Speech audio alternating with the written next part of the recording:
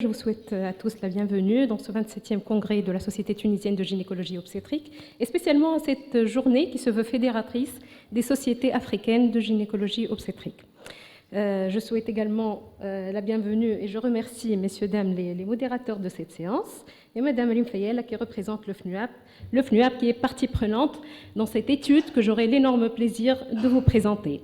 C'est une enquête qui concerne la contraception du postpartum en Tunisie, une enquête sur les connaissances et les attitudes professionnelles auprès des professionnels de la santé et des femmes nouvellement accouchées. C'est une étude qui a été réalisée sous l'égide de la STGO et avec le concours de l'ATSR, du planning familial, et puis de l'UNFPA.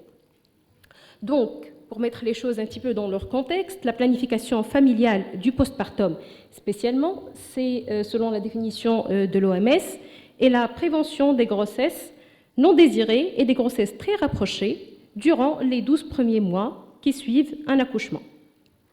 Cette planification familiale du postpartum permet ainsi, selon des études qui ont été publiées, d'éviter plus de 30% de décès maternels et de 10% de décès d'enfants si ces couples laissent s'écouler plus de 2 ans entre deux grossesses. Donc, le moment du postpartum est un moment de choix pour choisir une contraception, parce qu'il y a l'aménorrhée d'allaitement, mais il peut survenir des grossesses et ce n'est pas protecteur, on va le voir après. L'absence d'allaitement n'est pas également protectrice, mais il y a des grossesses qui sont possibles dans les 45 jours qui suivent cet accouchement.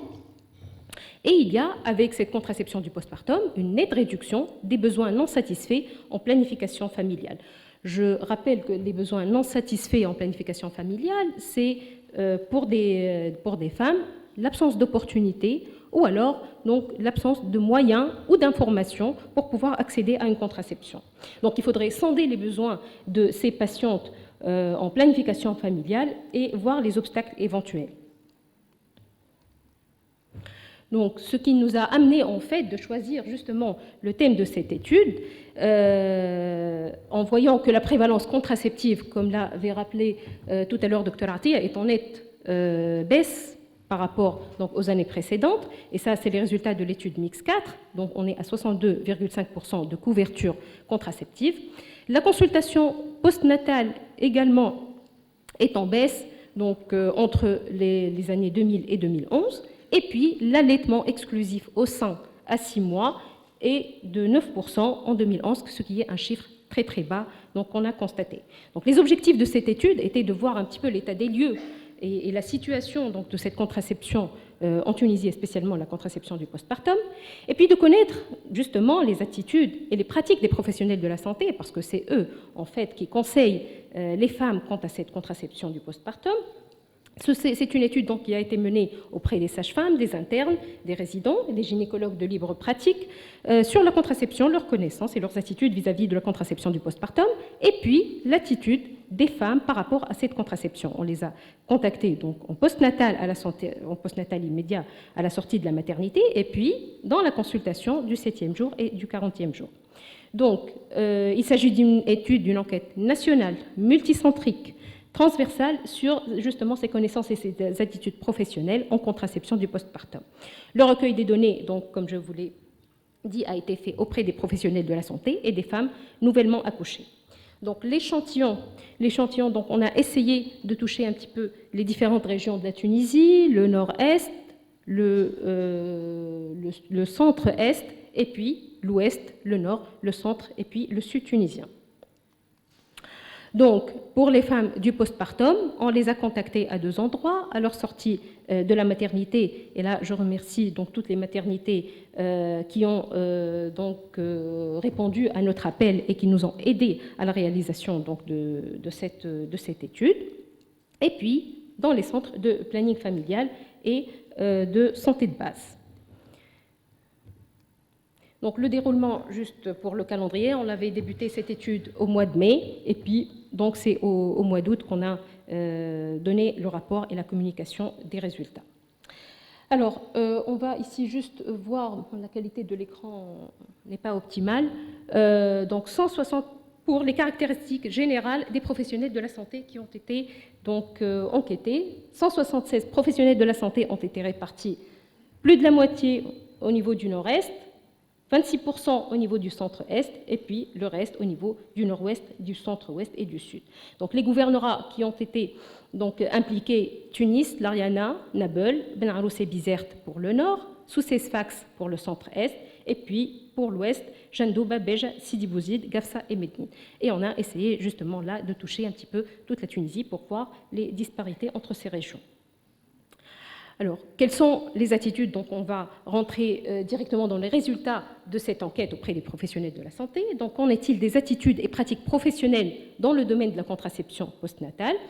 Il faut savoir que ici, les thèmes qui sont abordés par les professionnels de la santé sont essentiellement l'allaitement maternel. Et là, tout le monde a répondu favorablement à ça parce que ce sont justement les attentes en fait des patientes.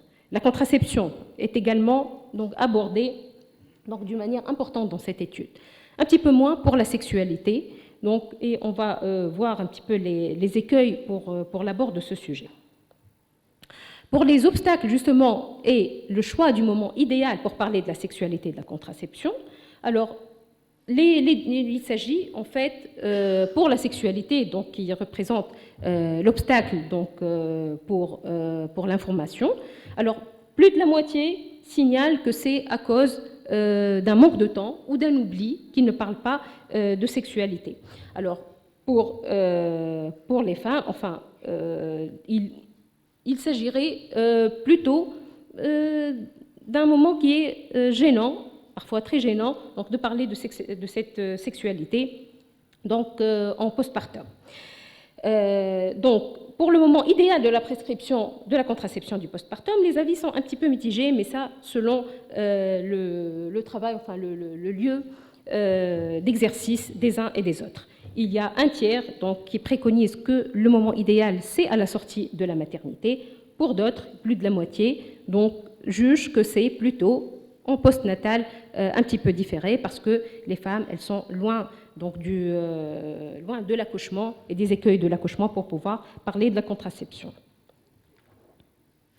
Alors, pour les méthodes contraceptives les plus prescrites, il n'y a pas vraiment de surprise. C'est le dispositif intra-utérin et c'est la pilule en postpartum immédiat. Vous voyez que la pilule microprogestative, elle est bien sûr la plus utilisée et donc la plus apte donc, à assurer une contraception à ce moment. Là, par contre, tout le monde souffre d'un manque de formation. Et là, on est à 75% pour les sages-femmes qui signalent qu'il n'y a pas de formation spécifique en matière de contraception du postpartum. Et également, les médecins, surtout les internes et les résidents, qui également demanderaient une formation spécifique lorsqu'ils vont s'occuper justement du secteur du postpartum. Et là, on est quand même à 75% et à 62% donc dans nos statistiques.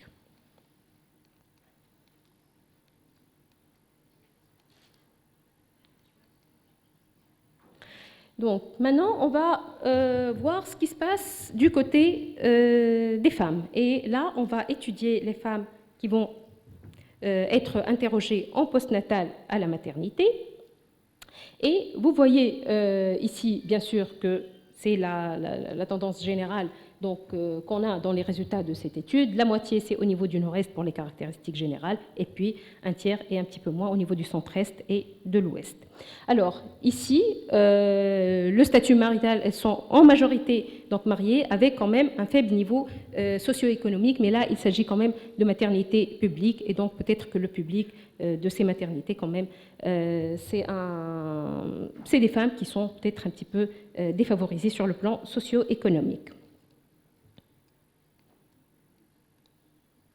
Alors, ici, les caractéristiques générales de la grossesse, il n'y a pas de grosse surprise, c'est des accouchements normaux, par voie basse, sans lésions importantes. Par contre, ici, les informations sur l'allaitement maternel. Qu'est-ce qu'elles ont comme informations, ces femmes, sur l'allaitement maternel, la sexualité et la contraception? Alors, concernant l'allaitement maternel, c'est une habitude d'allaiter donc, les bébés, donc il y a une information qui concerne 65% des femmes. Pour la reprise des rapports sexuels, c'est un non dans 75% des cas. Mais là, il s'agit de femmes qui sont nouvellement accouchées, peut-être qui sont traumatisées donc, par l'accouchement et donc qui ne pensent pas à la sexualité immédiatement. Concernant la contraception, il n'y a pas, plus de la moitié n'ont pas d'informations suffisantes sur les moyens contraceptifs donc, en postpartum. Et puis, les sources d'information, c'est essentiellement les sages-femmes et puis les autres prestataires donc, de soins. Les sages-femmes, donc c'est la source d'information pour 65% des femmes. Alors, bien sûr, la satisfaction quant à l'information concernant justement ces sujets, elle est moitié-moitié, 50% estiment être satisfaites de cette information et une moitié estime, et l'autre moitié estime ne pas être satisfaite. Donc, pour les modalités d'allaitement, justement là, en sortie de maternité, c'est l'allaitement maternel pour 90% des femmes. Il est exclusif pour 67% de ces femmes. L'allaitement, bien sûr, mixte, donc, prend l'autre partie de ces statistiques. Alors, pour les croyances, justement, est-ce que ça tourne essentiellement autour du rôle protecteur de l'allaitement maternel dans la contraception? Donc, pour combien de temps? Il y a donc plus de 20% qui estiment que cet allaitement maternel, il va les protéger pour 1 an. Pour les autres, elles ne savent pas, donc il y a un manque d'information. Il y a également une rumeur qui dit que les contraceptifs oraux diminueraient la quantité de lait et donc ce serait incompatible avec un allaitement maternel. Alors bien sûr, l'intention de reprise des rapports sexuels, c'est pour la majorité dans les 2 mois qui suivent l'accouchement. Alors, l'adoption d'une méthode contraceptive à la sortie, et là, je vous invite à voir justement ce diagramme pour voir qu'à Tunis, donc, il y a quand même une adoption de méthode contraceptive et que, bravo, Sousse, il y a quand même c'est la barre bleue dans ce diagramme. Sousse, il y a pratiquement donc, une prescription à toutes les femmes donc, de ces méthodes contraceptives. Le dispositif intra-utérin reste quand même la première méthode donc, à conseiller à ces femmes. Pour l'intention d'adopter une méthode contraceptive, oui, pour 90% des femmes.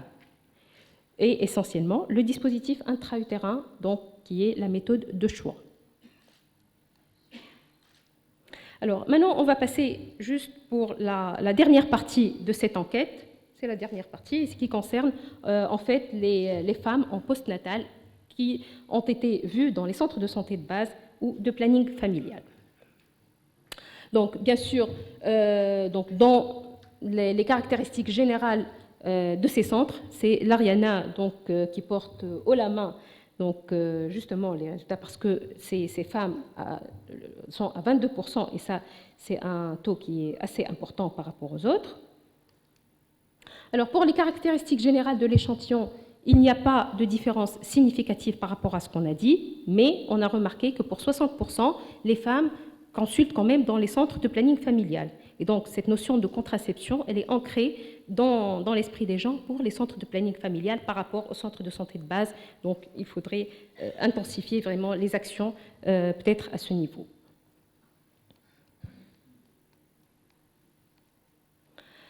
Alors, pour la grossesse et le mode d'accouchement également, il n'y a pas de différence entre ce qu'on a vu tout à l'heure. Pour les informations concernant l'allaitement maternel, il y a une rectification et quand même un bon nombre de femmes donc, sont maintenant plus informées sur l'allaitement maternel avec le temps. Alors, pour l'adoption justement concrète de la contraception à la sortie de la maternité, on a vu qu'il y a dans certains cas, une inversion de la tendance. Par exemple, Sousse, où on avait un taux maximal, presque toutes les femmes donc, avaient une prescription de contraception, et bien maintenant elles sont moitié-moitié. Donc la pratique donc, nous en dit long justement sur cette contraception effective. Alors, pour la sexualité également, il n'y a pas de différence significative. Pour les modalités d'allaitement, oui, l'allaitement maternel, quand même, il reste périn pour 89% des cas, et ça, on s'en réjouit. Et puis, donc, justement, pour synthétiser un petit peu de tout ça, toute cette étude et les résultats de cette étude, donc, pour les professionnels, on a remarqué qu'avant la sortie de la maternité, les sujets abordés préférentiellement étaient l'allaitement maternel et la contraception. Ensuite, la sexualité. Les obstacles qui étaient évoqués, c'est la délicatesse du sujet et le manque de temps ou l'oubli donc, pour l'abord de la sexualité. Donc, seul un tiers des professionnels pensent que le moment idéal pour parler de la contraception est la sortie de la maternité. Le reste préfère quand même en parler, donc à tête reposée, lors de la visite postnatale du 7e jour ou du 40e jour. Et on déplore quand même un manque flagrant de formation spécifique en matière de contraception du postpartum. Pour les parturientes, il y a des idées qui sont ancrées donc, dans la tête des gens. C'est bien d'avoir un allaitement maternel, donc de promouvoir l'allaitement maternel, mais ce n'est pas un rôle protecteur à 100%. L'intention d'adopter une méthode contraceptive est présente, mais la concrétisation est difficile parce qu'il y a plusieurs croyances qu'on va essayer donc, de rectifier. Le dispositif intra-utérin et la pilule restent quand même le moyen de choix. Et puis, il y a un gain de prescription lors des consultations postnatales. Donc, à travers les résultats de cette étude, on peut sortir donc, par des recommandations qui vont concerner essentiellement une formation qui se veut ciblée et pertinente pour les sages-femmes en matière donc, de contraception du postpartum, mais également pour les médecins. Développer et mettre à jour un axe stratégique relatif à la consultation postnatale qui va mettre l'accent sur la contraception du postpartum. Et puis améliorer l'information des femmes sur la nécessité de la visite postnatale, donc après l'accouchement, que ce soit la visite postnatale du 7e ou du 40e jour, ou alors lors de la vaccination de leur bébé.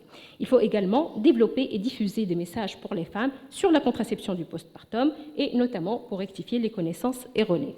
Donc je vais terminer par remercier professeur Abdelmejid Ben Hamida qui nous a énormément aidé pour la réalisation donc, de cette étude, l'UNFPA, l'Association tunisienne de santé de la reproduction et les directions régionales avec les sages-femmes qui nous ont aidés pour mener à bien cette étude, les maternités avec le personnel médical et paramédical que je remercie particulièrement, et puis surtout nos femmes, nos parturiantes qui nous ont fait l'énorme plaisir de répondre à ces questionnaires. Et je vous remercie.